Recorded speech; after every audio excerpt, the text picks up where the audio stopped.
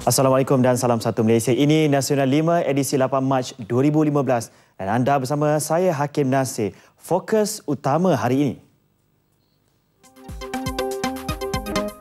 Lebih 120 individu penting ditemu bual rungkai kehilangan MH370.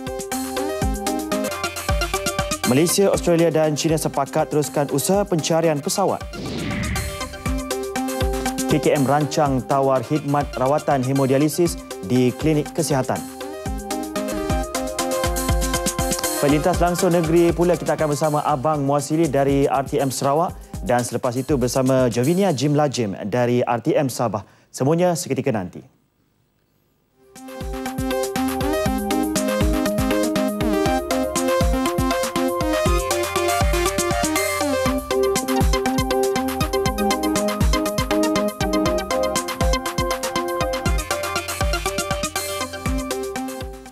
(8 Mac 2014), tarikh yang tidak dapat dilupakan dalam sejarah penerbangan negara maupun dunia. Tarikh itu terus menjadi ingatan kepada kita semua kerana pada 8 Mac setahun yang lalu, negara dikejutkan dengan kehilangan pesawat Boeing 777-200ER MH370 milik penerbangan Malaysia MAS. 365 hari berlalu, kehilangan masih kekal misteri.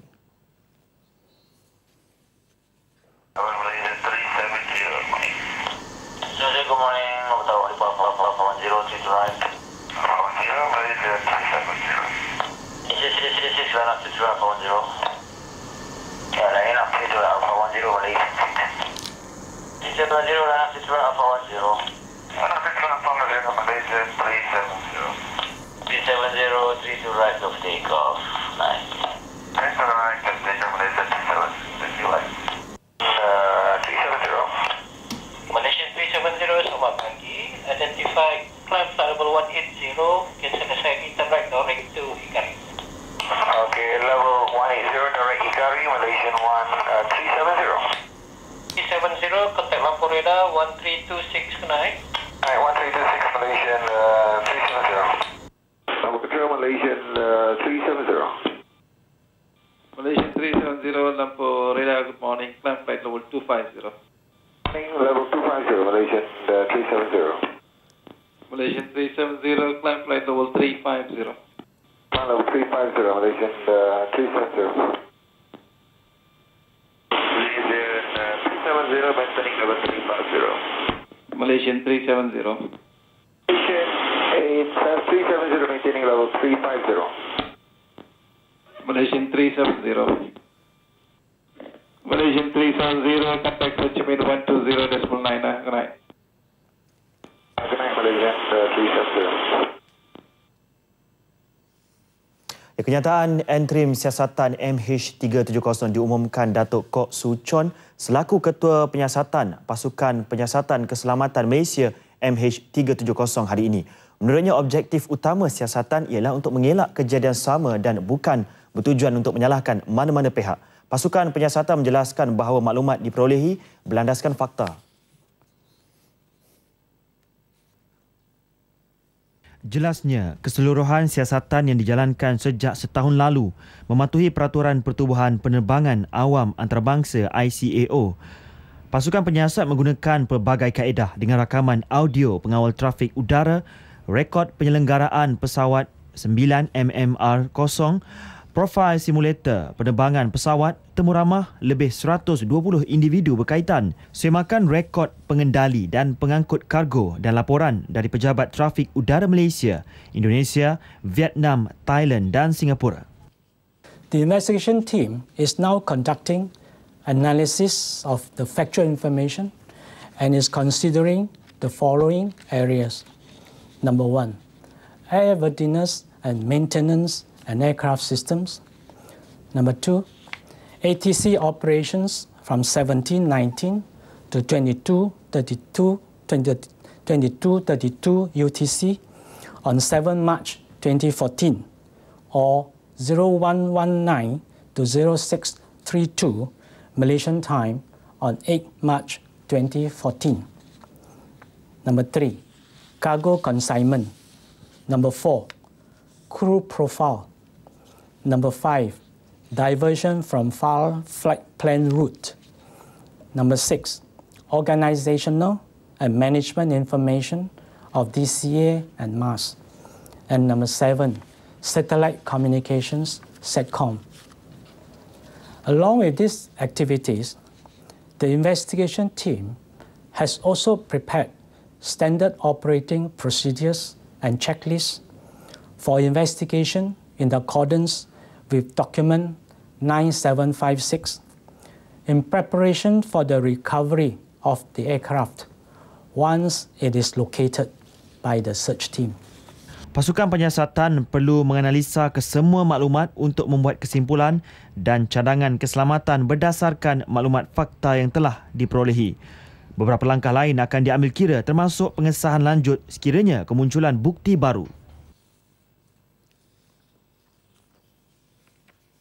Ketika usaha siasatan antarabangsa termasuk Malaysia yang belum menemui sebarang jawapan konkret berhubung kehilangan pesawat MH370, Perdana Menteri Datuk Seri Najib Tun Razak mahu rakyat Malaysia terus berkongsi rasa duka cita dan bersatu hati memperingati 239 penumpang yang hilang bersama pesawat itu termasuk 50 warga tempatan.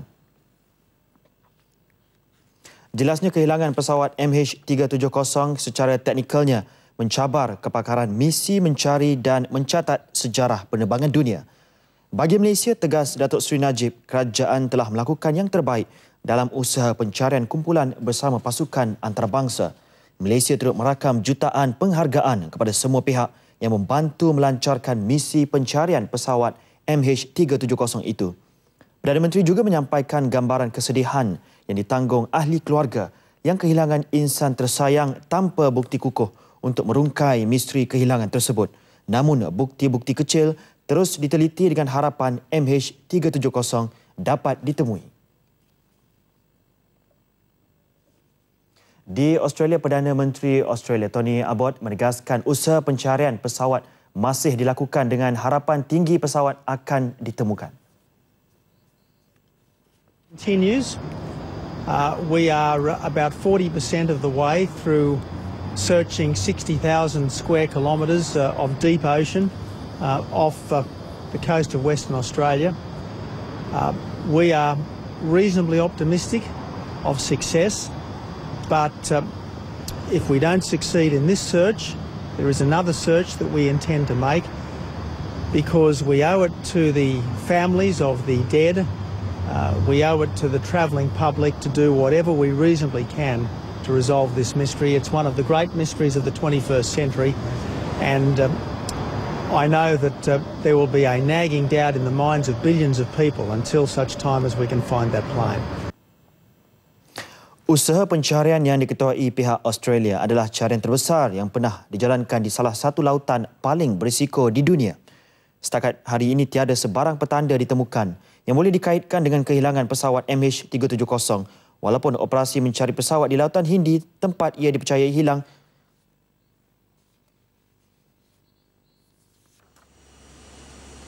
begitu juga di pihak Malaysia dengan jaminan Australia itu. 3 negara terlibat akan menyambung perbincangan selepas ini yang akan mengambil tempat di Kuala Lumpur bermula April.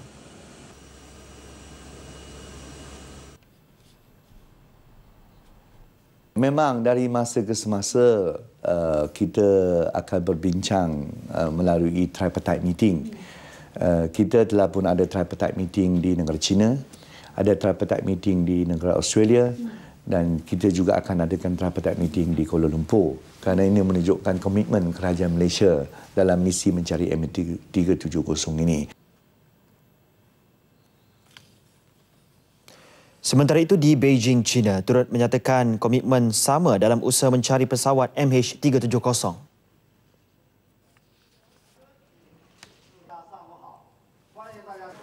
对于370航班的乘客家属，今天是艰难的一天。我们的心和大家在一起。马航已经启动了索赔的理赔的工作。我们愿意为每一位家属提供一切需要的服务，帮助大家维护好正当和合法的权益。Apapun bagi waris dan keluarga mangsa penumpang MH370, selain mengharapkan pencarian diteruskan, mereka juga berharap agar ada satu jawapan kukuh menjawab insiden kehilangan berkenaan. Bagi Selamat Omar, bapa salah seorang penumpang Muhammad Khairul Amri, kesedihan yang ditanggung masih lagi berterusan selagi pencarian tidak berakhir dengan titik pertemuan. Beliau yang lebih dikenali dengan panggilan Pak Selamat masih meletakkan harapan tinggi terhadap pembongkaran misteri kehilangan MH370 dan sentiasa menghargai segala usaha yang dilakukan pelbagai pihak dalam menjejak pesawat berkenaan. Kerajaan menerusi beberapa agensi penguatkuasa ya, sentiasa mencari maklumat dan kita akui itu semua dan kita terima kasih kepada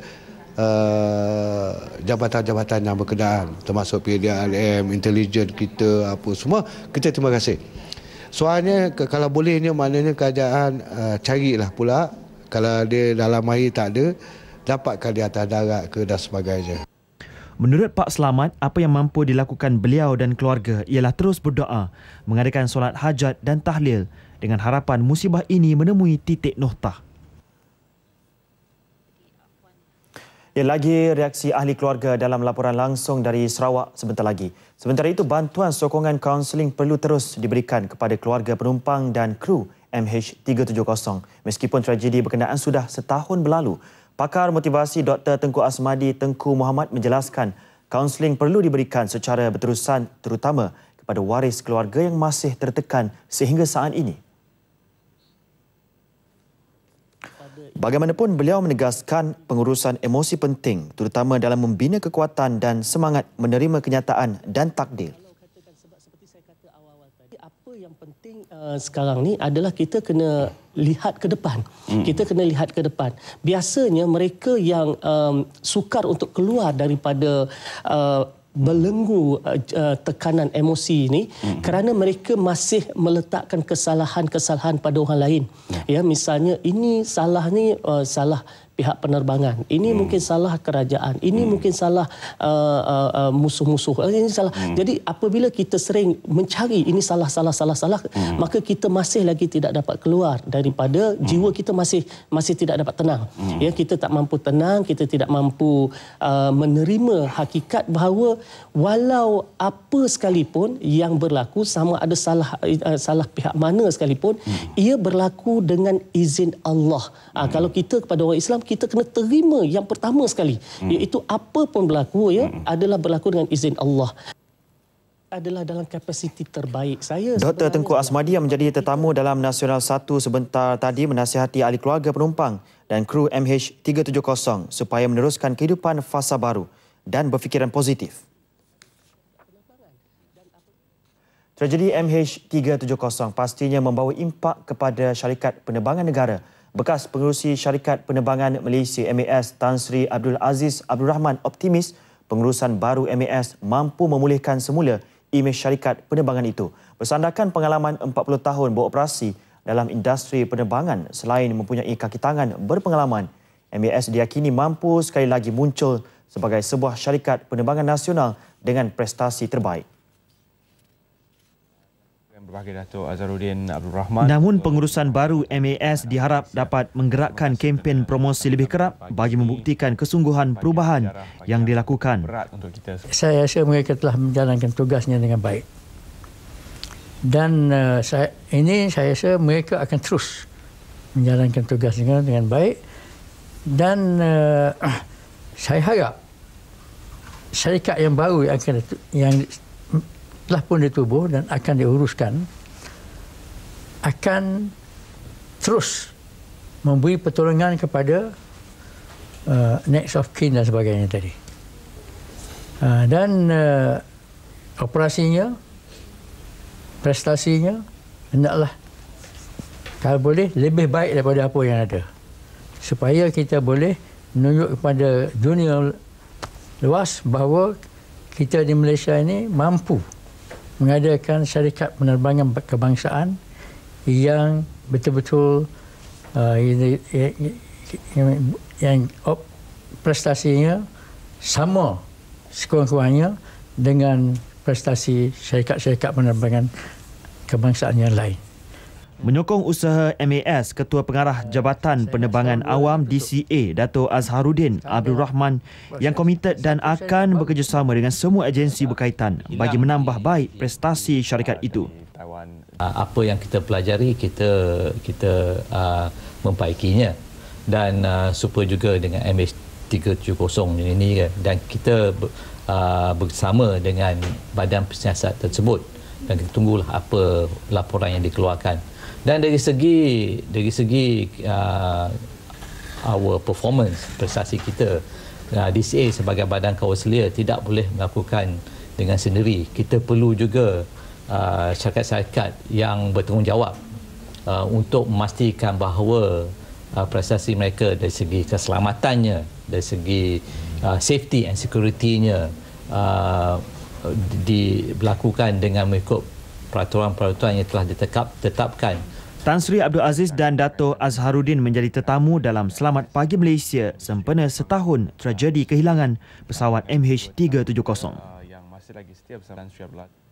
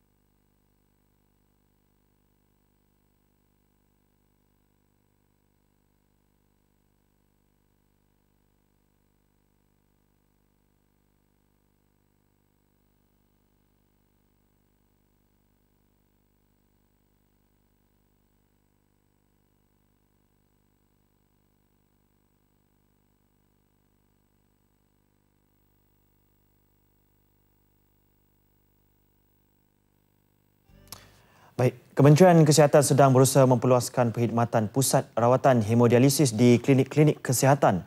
Menteri Kesihatan Datuk Seri Dr. S. Subramanian berkata pihaknya akan menambah 5 lagi pusat rawatan hemodialisis mengikut keperluan kawasan tersebut. Beliau juga mengalu-alukan penglibatan pihak swasta dan NGO untuk menyediakan pusat rawatan sebagai aktiviti sosial korporat bagi menampung bilangan pesakit yang semakin meningkat. Beliau berkata usaha itu dapat membantu meringankan beban golongan yang kurang berkemampuan untuk menjalani rawatan dialisis. Ketika ini terdapat sebanyak 8 buah pusat rawatan hemodialisis di klinik-klinik kesihatan yang beroperasi sejak 2013. Sedang lihat kepada tambahan 5 lagi. Dan kalau we are looking at klinik yang satu ada keperluan yang tinggi, nombor 2 ada tempat dan ruang yang sesuai di dalam klinik-klinik tersebut. Beberapa tempat lah, a lot of urban areas I think, in the rural areas also. Yeah. So mana-mana ada keperluan yang tinggi.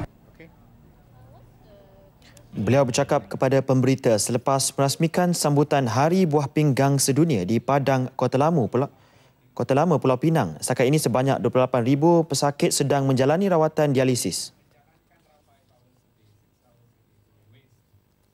Peniaga yang belum menghabiskan stok barangan boleh membuat tuntutan cukai jualan dan perkhidmatan SST sebanyak 5 dan 10% mulai bulan depan hingga September ini. Menjelaskannya, Timbalan Menteri Kewangan Datuk Ahmad Maslan berkata, peniaga yang telah membuat pendaftaran bagi cukai barang dan perkhidmatan GST pula boleh membuat tuntutan SST pada 1 April ini.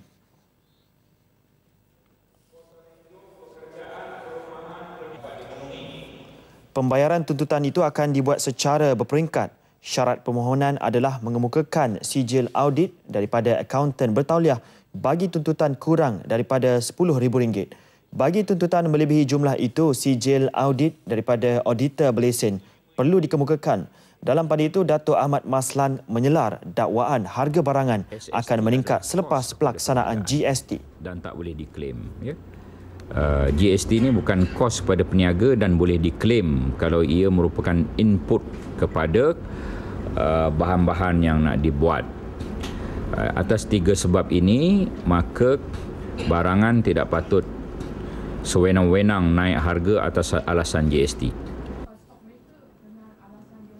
Terdahulu, beliau memberi taklimat GST kepada penduduk Permatang Pau. 348,943 syarikat telah mendaftar GST setakat semalam dan dianggar lebih 30,000 lagi syarikat masih gagal berbuat demikian.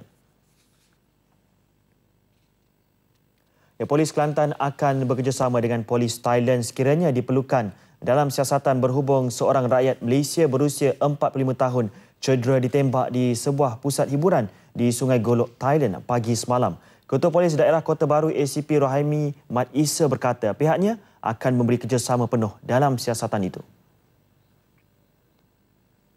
ACP Rohaimi menjelaskan perkara itu ketika melawat mangsa selepas menjalani pembedahan di tangan kanan di Wad Pembedahan Hospital University Sains Malaysia HUSM Kubang Kerian. Mengikut sumber Konsulat Jeneral Malaysia di Songkla, mangsa Suhaimi Ali, 45 tahun, berasal dari Kota Baru, ditembak di pusat hiburan Sungai Golok dan dihantar ke Hospital Sungai Golok sebelum dipindahkan ke HUSM. Suspek yang menembak mangsa dipercayai warga negara Thailand. Daripada maklumat yang kita dapati bahawa beliau bersama 2 rakannya telah pergi ke negara jiran dan pada awal pagi telah berlaku tembakan tersebut di mana beliau sedang minum bersama rakan-rakannya. Jadi beliau telah mendapatkan rawatan di klinik di sana dan kemudiannya ahli keluarga telah membawa balik ke Malaysia dan seterusnya dimasukkan di hospital ni, dan ketika ini beliau sedang menerima rawatan iaitu di Dewan Bedah lah kerana kecederaan di tangan walaupun stabil tapi agak serius kerana melibatkan tulang di lengan. Menurut beliau, keadaan mangsa dilaporkan stabil selepas menjalani pembedahan. Justru orang ramai dinasihati supaya tidak mengunjungi Pekan Golok bagi mengelakkan kejadian sama berulang. Selaku barisan ketiga benteng pertahanan negara, selepas polis dan tentera, tiba masanya Jabatan Pertahanan Awam Malaysia JPAM didedahkan dengan penggunaan senjata api. Ketua pengarahnya, Datuk Zaitun Abdul Samad berkata ia perlu untuk semua pegawai dan anggotanya bersedia menghadapi apa sahaja kemungkinan, terutama pada waktu darurat yang memerlukan barisan pertahanan negara menjalankan tugas mengawal keselamatan negara. Tidakkah wajar orang-orang yang nak mempertahankan orang awam tahu juga penggunaan senjata? Makna kita nak pendedahan kepada this is M16, this is steel gun, ini pistol automatik, semi automatik pun tak reti, nak tak pernah tengok. Jadi kita nak juga maknanya didedahkan dengan senjata, and at least kita minta rakan-rakan kita dalam kementerian sendiri untuk membantu melatih. Tidak ada nak bercadang nak menggunakan senjata sebab kita lebih kepada memberi bakti. Beliau sebelum itu merasmikan majlis penutup Karnival Integrasi SISPA dan PISPA Universiti Malaysia Terengganu. Jelasnya cadangan latihan menggunakan senjata api itu telah dipersetujui Menteri Dalam Negeri dan dijangka akan dilaksanakan April ini. Sebuah agensi dalam kementerian juga telah bersetuju memberikan latihan secara bersama iaitu JPAM memberi latihan berkaitan pertahanan awam manakala agensi berkenaan akan memberi latihan berkaitan penggunaan senjata api. Buat permulaan, 577 pegawai dan anggota tetap JPAM akan menerima latihan itu dan akan dilaksanakan secara berperingkat. Lagi perkembangan MH370. Semakan serta-merta akan dilakukan Kementerian Pengangkutan ke atas laporan entrim yang dikeluarkan Pasukan Penyiasat Bebas Antarabangsa MH370. Tindakan selanjutnya akan diambil selepas meneliti maklumat dan fakta yang terkandung dalam laporan 578 helai itu. Menteri Pengangkutan Datuk Seri Liao Tiong Lai dalam satu kenyataan menjelaskan pasukan penyiasat kini sedang menjalankan analisis mengikut beberapa bahagian sebelum membuat kesimpulan dan cadangan keselamatan. Analisis itu akan mengambil kira kebolehupayaan udara dan penyelenggaraan serta sistem pesawat, operasi ATC, latar belakang kru, lencongan perancangan penerbangan pesawat, organisasi dan pengurusan maklumat DCA dan MAS serta komunikasi satelit. Pengusaha Shale di Kedah yang ingin membina pusat peranginan baharu perlu mendapatkan sijil kelulusan dengan memenuhi syarat-syarat yang telah ditetapkan pihak berkuasa tempatan PBT di kawasan mereka masing-masing. Ia bagi mengelak sebarang pembinaan shale atau pusat peranginan yang tidak mengikut undang-undang PBT. Menurut Exco Kerajaan Tempatan Bekalan Air, Sumber Air, Tenaga Perumahan dan Pembangunan Insan, Datuk Badrul Hisham Hashim, sijil kelulusan itu penting bagi memastikan pengusaha mengikut prosedur pembinaan shale. Ia termasuklah dari segi reka bentuk pembinaan, lokasi dan keselamatan dan mengambil langkah-langkah keselamatan dan kesihatan pengunjung. Untuk mengatasi masalah itu, semua shale dan pusat peranginan perlu menukar air atau menggunakan klorin dalam sukatan yang ditetapkan bagi mengelak jangkitan penyakit kencing tikus.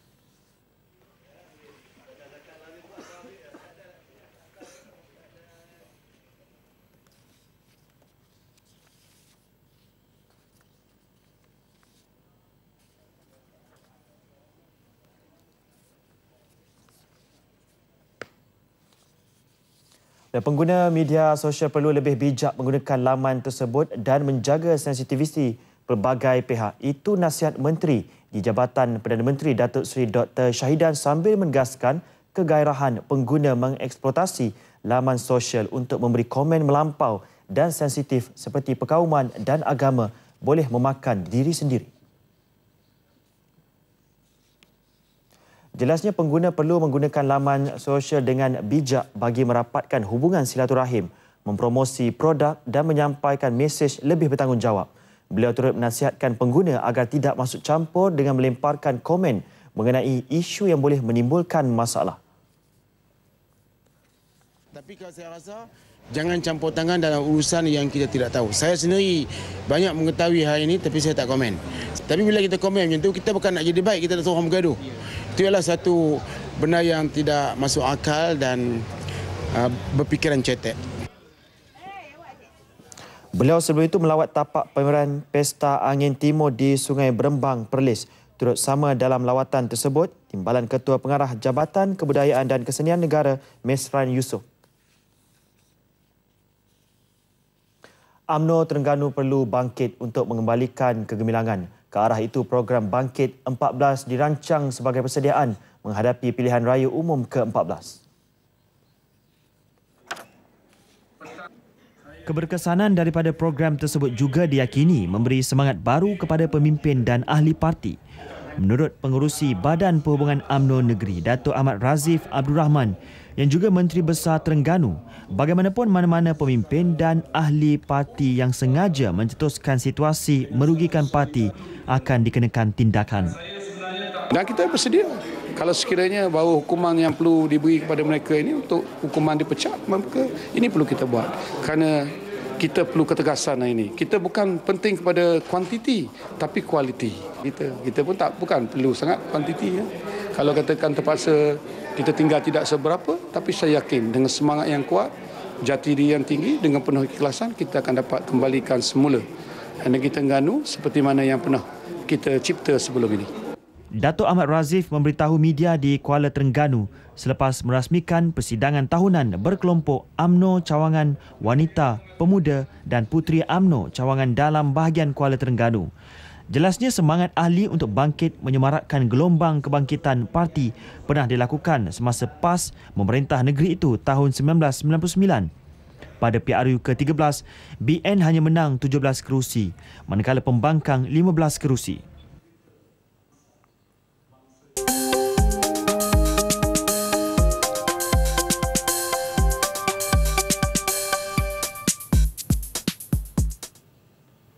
Bila bertemu kembali, seterusnya laporan langsung negeri-negeri rakan penyampai di Sarawak dan Sabah sudah bersedia dan terus bersama Abang Muasili dari Sarawak. Silakan. Terima kasih Hakim di angka salam sejahtera. Sarawak yakin dapat mencapai sasaran 1 juta hektar penanaman hutan pada tahun 2020 di bawah kepimpinan Ketua Menteri Datuk Petinggi Tan Sri Adnan Haji Satim. Yang di-Pertuan Negeri Sarawak, Tun Pen Sri Abdul Taib Mahmud berkata ini kerana Tan Sri Adnan telah membuktikan ketegasan beliau menguruskan isu hutanan dengan terlibat secara langsung dalam pelaksanaan dasar-dasar utama ke arah pengurusan hutan mampan selain menitik beratkan keselamatan dalam pembangunan industri perkayuan di negeri ini. Tambahnya, apa yang penting sekarang ialah agensi-agensi kerajaan termasuk Sarawak Forestry Corporation SFC dan Jabatan Perhutanan memberi sokongan serta kerjasama padu kepada Tan Sri Adnan dalam memastikan Sarawak berjaya mengeluarkan 15 juta kubik meter kayu balak setahun. Tun Pen Sri Taib berucap pada majlis makan malam anjuran Sarawak Forestry Corporation sebagai penghargaan kepada beliau sebagai mantan pengurusi dan pengasas SFC di Kuching. Terdahulu dalam ucapannya, Tan Sri Adnan menegaskan beliau akan meneruskan legasi Tun Pen Sri Taib dalam memelihara serta memelihara hutan di Sarawak ke arah pengurusan hutanan yang mampan agar dapat dinikmati oleh generasi akan datang. Masyarakat Cina di Sarawak turut menyumbang kepada pembangunan negara dan bangsa di negara ini. Ketua Menteri Datuk Petinggi Tan Sri Adnan Satim berkata ini terbukti dengan penglibatan mereka dalam sektor ekonomi, sosial dan pembangunan masyarakat. Beliau berucap pada sambutan Tahun Baru Cina, anjuran Gabungan Pertubuhan Cina Sarawak bersama Gabungan Persatuan-Persatuan Cina Limbang di Limbang. Teks ucapan beliau disampaikan oleh Menteri Kerajaan Tempatan dan Pembangunan Masyarakat, Dato' Sri Wong Sun Koh.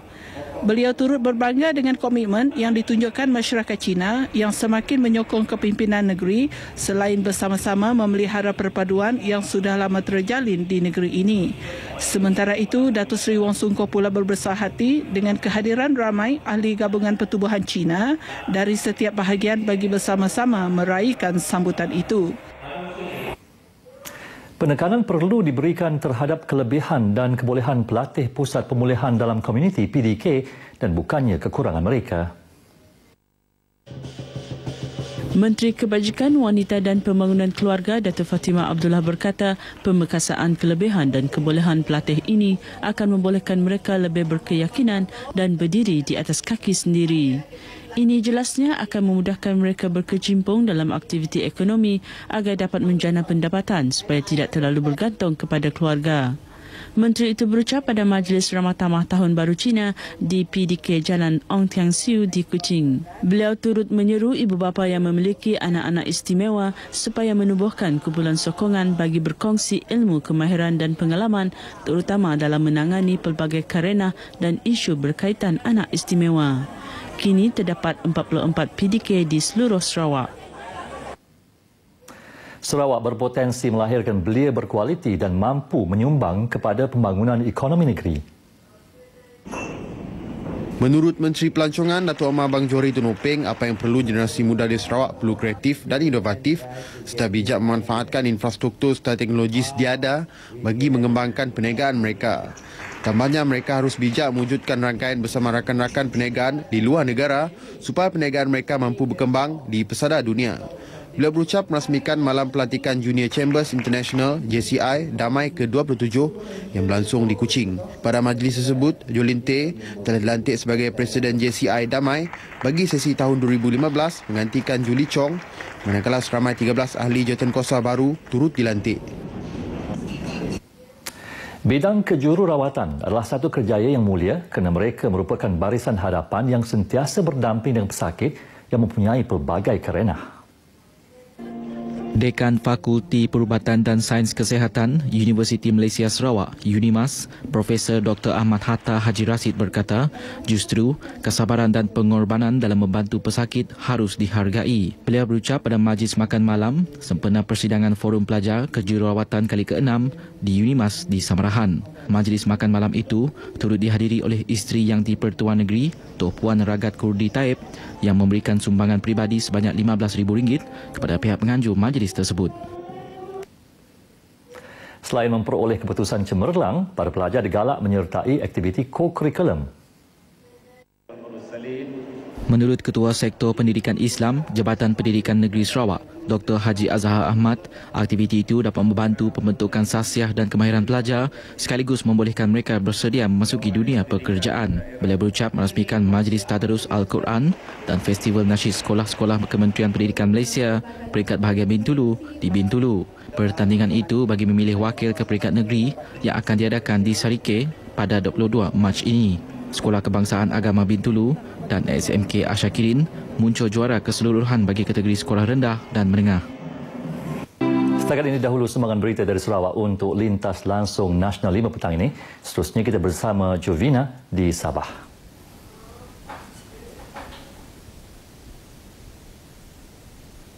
Terima kasih Abang Muasili di Kuching. Salam sejahtera dan salam satu Malaysia. Kehilangan pesawat MH370 yang genap setahun hari ini turut dirasai penduduk negeri ini. Bagi pemimpin dan rakyat Sabah, walaupun tidak merasai secara langsung apa yang dirasai keluarga bangsa, namun sebagai rakyat Malaysia, mereka tetap bersimpati.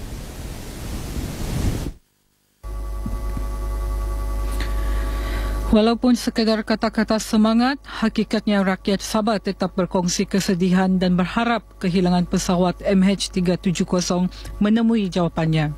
Takziah kepada para anggota keluarga mangsa kehilangan MH370. Salam takziah kepada keluarga mangsa kemalangan MH370 yang genap setahun pada hari ini. Dan kita mengenang kepergian semua mereka yang berada di MH370 ini. Kita mengucapkan takziah kepada semua keluarga. My deepest condolence to all the family of of the tragedy MH370. Saya berharap keluarga mereka dapat menempuhi cabaran ini dengan penuh kekuatan. Teruskan bersabar dan semoga semua mereka dapat menjalani kehidupan harian seperti biasa. Seluruh rakan-rakan di Sabah ini mengucapkan condolence, tabah. Tanpa mengira kedudukan bangsa dan agama, rakyat Sabah turut bersedih dengan tragedi berkenaan dan berharap keluarga mangsa tabah menghadapi dugaan berkenaan.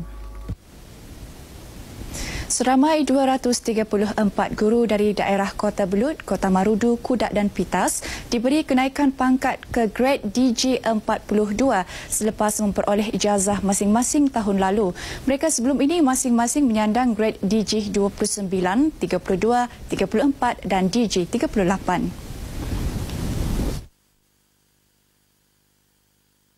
Daripada jumlah itu, seramai 70 guru dari Kota Belud, Kudat 59 guru, Pitas 55 dan Kota Marudu 50 orang guru. Penyerahan surat pelantikan berkenaan disampaikan Pengarah Pendidikan Negeri, Datu Jem Alip. Beliau juga meminta guru-guru terbabit agar meneruskan komitmen terbaik dalam sektor pendidikan di negeri ini demi masa depan generasi akan datang bagi menambah baik tahap produktiviti pelajar. Kenaikan pangkat ini merupakan kenaikan yang telah memberi peluang kepada guru-guru yang masa depan mereka lebih baik, profesi keguruan lebih baik berbanding dengan tahun-tahun lalu. Beliau turut memuji usaha Persatuan Guru yang sentiasa berusaha memperjuangkan nasib mereka sehingga berjaya mendapat kenaikan pangkat. Menurut Datuk Jem, peluang itu merupakan antara usaha kerajaan untuk terus membela nasib guru bagi memartabatkan profesion keguruan sekaligus membolehkan para guru menikmati faedah dan kemudahan yang lebih baik dari semasa ke semasa. untuk meningkatkan kami punya pembelajaran untuk dalam kami punya akademik kami dalam pendidikan ini. Jadi harapkan agar kami dapat lebih dapat menyumbangkan yang lebih baiklah untuk anak-anak murid dan masyarakat umumnya. Rasa diiktiraf oleh kementerian dan untuk masyarakat saya, terutama untuk pelajar saya rasa seorang guru itu harus punya akademik yang tinggi untuk mendidik anak bangsa. Menurut Pekeliling Perkhidmatan Bilangan 40 2013, guru-guru yang telah mendapat ijazah layak untuk dinaikkan pangkat ke grade DG 42. Terdahulu, Dato' Jem telah menghadiri program Jerayawara Pengarah Jabatan Pendidikan Negeri Sabah peringkat Zon Utara 2015 yang melibatkan daerah Kota Belud, Kudat, Kota Marudu dan Pitas di tapak tamu Kota Belud. Program berkenaan turut diisi dengan pameran kejayaan yang telah dicapai dalam aspek kurikulum, sukan dan pencapaian sijil MS-ISO Ekosistem Kondusif Sektor Awam (EKSA).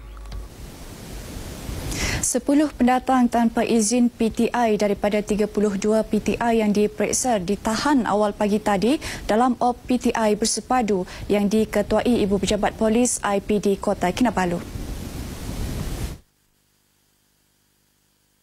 Kesemua mereka warga Filipina terdiri daripada 4 lelaki, 2 perempuan, 3 kanak-kanak lelaki dan 1 kanak-kanak perempuan.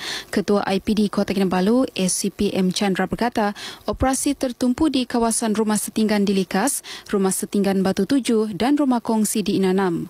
Mereka yang ditahan termasuk 4 lelaki positif dadah dan akan dikenakan tindakan di bawah Seksyen 15-1-E Akta Dadah Berbahaya 1952. Manakala mereka yang tidak mempunyai dokumen pengenalan diri disiasat di bawah Seksyen 6-1-C Akta Imigresen 1959. Operasi bermula pukul 3 dan berakhir pukul 8.30 pagi tadi itu disertai 4 pegawai dan 142 anggota polis di Raja Malaysia PDRM, Jabatan Pendaftaran Negeri JPN, Jabatan Imigresen, Rela, JPAM, Dewan Bandaraya Kota Kinabalu di BKK dan Sabah Electric City Sdn Berhad SESB. Operasi berkenaan akan diteruskan bagi membentras masalah parti dan setinggan di sekitar ibu negeri. Ibu bapa meletak nilai pendidikan sebagai agenda utama dalam keluarga kerana ia merupakan pelaburan jangka panjang yang mampu merubah kehidupan keluarga. Pendidikan sempurna bukan sahaja diperolehi di sekolah, malah bermula dari rumah. Justru ibu bapa tidak seharusnya melepaskan tanggungjawab mendidik anak-anak hanya kepada guru-guru di sekolah, malah sebaliknya mencorak dan memupuk nilai pendidikan itu dari rumah. Menteri Belia dan Sukan Datuk Taufik Abu Bakar Titingan berkata, bagi melahirkan belia yang cemerlang dan berpendidikan, ibu bapa perlu bersedia dan mempersiapkan anak-anak dengan pelbagai bidang kemahiran. Ini kerana cabaran masa kini menuntut ibu bapa berdepan dengan dunia tanpa sempadan yang mudah mempengaruhi minda anak-anak. Datuk Taufik berkata demikian pada Majlis Perasmian Mesyuarat Agung Persatuan Ibu Bapa dan Guru PIBG SK Bandar Tawau. Jelasnya kecemerlangan yang dicapai oleh sesebuah sekolah memerlukan komitmen semua pihak terutama ibu bapa. Beliau juga mahu jalinan kerjasama baik antara sekolah dan PIBG perlu dilaksanakan secara berterusan. Sekian berita dari Sabah petang ini. Seterusnya kita kembali kepada Hakim di Angkasa Puri. Silakan.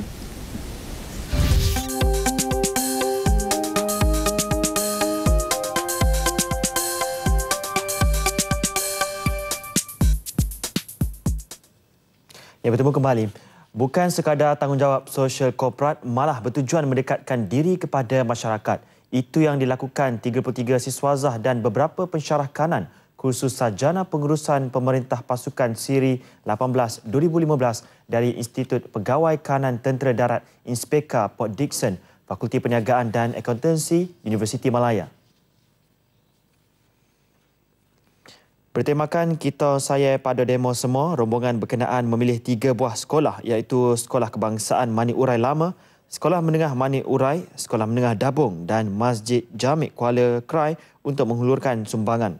Sumbangan berupa peralatan mencuci, cat dan keperluan asas yang diagih adalah hasil kutipan pelajar bagi meringankan beban pihak sekolah dan penduduk terjejas banjir. Tujuannya adalah untuk memberi kesedaran dan tanggungjawab kepada mereka ini apabila balik semula itu tanggungjawab kita sebagai pegawai tentera terhadap masyarakat dan sebagainya.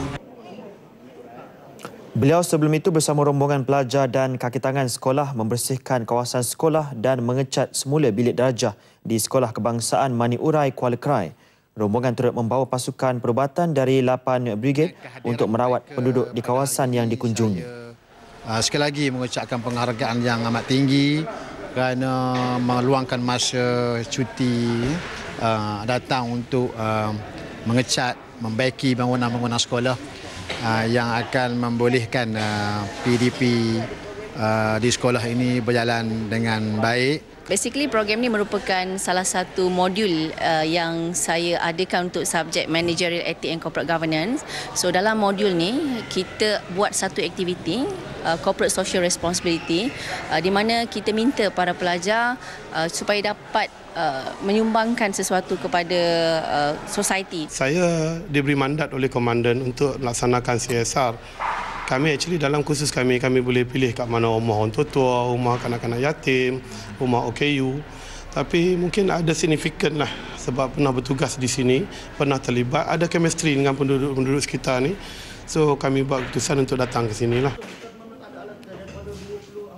Jabatan Penyiaran Malaysia RTM akan menyegerakan baik pulih dan menggantikan peralatan baru bagi memastikan stesen radio Malaysia Kelantan FM yang musnah akibat banjir Disember lalu boleh beroperasi sepenuhnya seperti sebelum ini.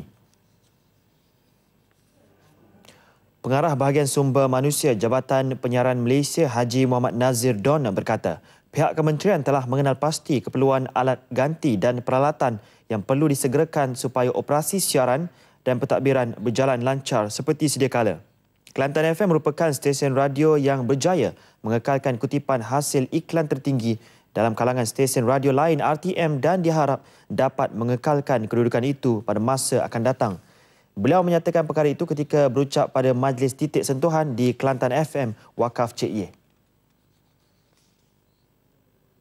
Ya, aiskrim dalam pasu kini semakin popular dalam kalangan masyarakat khususnya golongan muda. Di Kedah Taman Jubli Emas Jalan Suka Menanti Alustar menjadi lokasi pilihan untuk orang ramai mendapatkan aiskrim dalam pasu.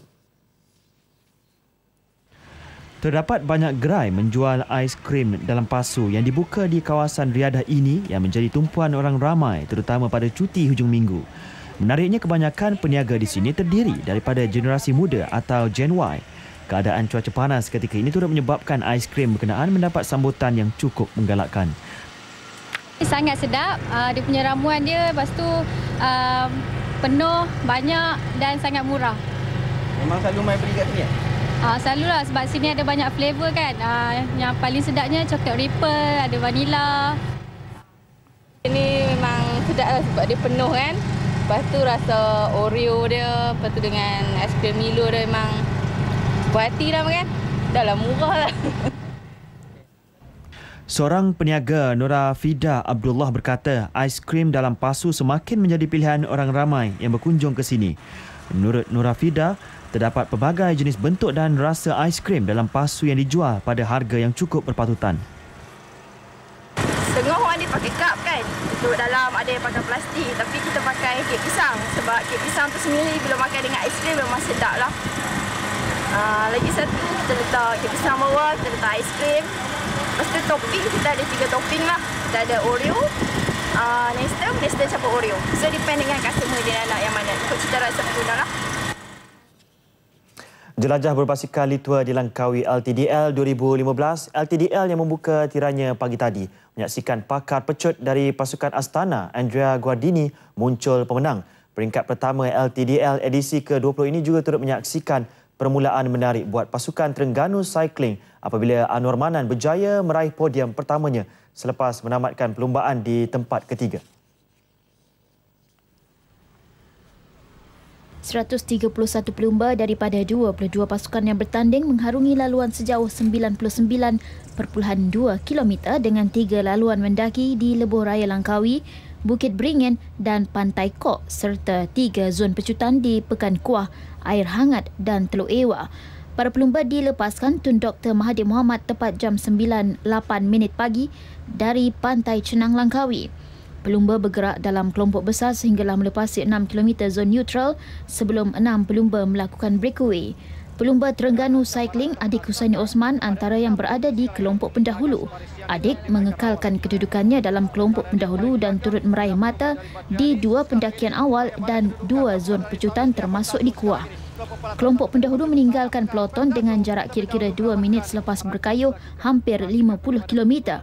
Perlumbaan kian rancak ketika menghampiri 10 km terakhir. 6 pendahulu kembali bergabung dengan peloton. Kali ini giliran pelumba United Healthcare Kiel Regionen bergerak secara solo. Regionen akhirnya ditangkap peloton ketika perlumbaan berbaki 2 km. Di sinilah pelumba Astana mula memainkan peranan untuk memburu podium. Pakar pecut Astana Andrea Guardini yang hanya berkayuh di dalam peloton mula mempamer kehebatannya. Beliau bijak melepasi peloton sambil dibantu rakan sepasukan untuk terus memecut ke garisan penamat sekaligus muncul pemenang peringkat pertama dengan catatan masa 2 jam 18 minit 26 saat.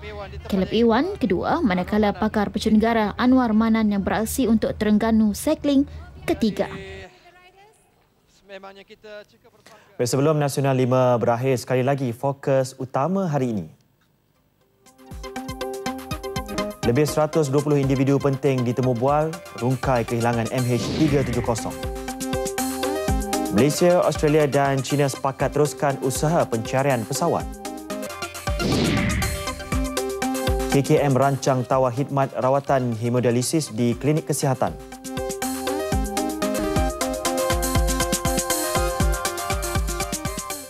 Baik, sekian Nasional 5 edisi 8 Mac 2015. Laporan cuaca menyusul selepas ini. Dengan itu, Assalamualaikum dan salam satu Malaysia.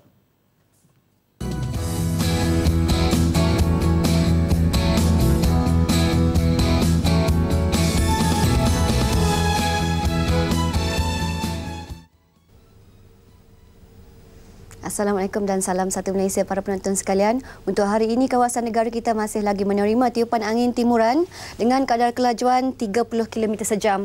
Bagaimanapun bermula hari Selasa ini, tiupan angin untuk kawasan perairan Laut Cina Selatan diramalkan akan meningkat kelajuan sehingga boleh mencapai 40 ke 50 km sejam dan diramalkan akan berterusan untuk tempoh beberapa hari sehinggalah ke hari Jumaat 13 Mac 2015. Berikutan dengan itu, Met Malaysia telah pun mengeluarkan amaran awal iaitu amaran angin kencang dan laut bergelora kategori pertama untuk kawasan-kawasan yang diramalkan akan terlibat ini. Kawasan perairan tersebut adalah kawasan perairan Condor, Reef North dan juga kawasan perairan layang-layang dengan ombak boleh mencapai ketinggian melebihi 11 kaki. Ianya adalah berbahaya kepada aktiviti rekreasi pantai, sukan pantai dan juga aktiviti perkhidmatan yang menggunakan bot-bot kecil. Sekian info cuaca, seterusnya tinjauan cuaca bandar-bandar utama seluruh Malaysia.